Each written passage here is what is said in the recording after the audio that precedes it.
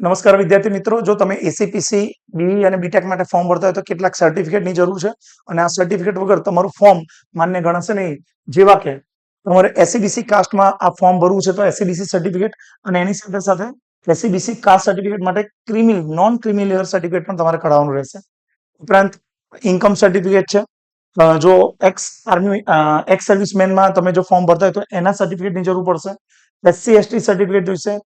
Schedule tribe અથવા schedule કાસ્ટમાં જો form ભરતા હોય તો એ પ્રકારનું સર્ટિફિકેટ જોઈશે અને અપલોડ કરવાનું રહેશે.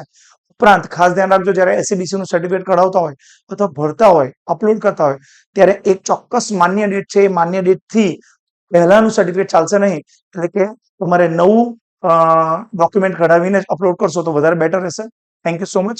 અને આ તમામ સર્ટિફિકેટ તમારી હાથવગું રાખો, જેથી જ્યારે ફોર્મ ભરો ત્યારે આ તાત્કાલિક ધોરણે અપલોડ કરી શકાય.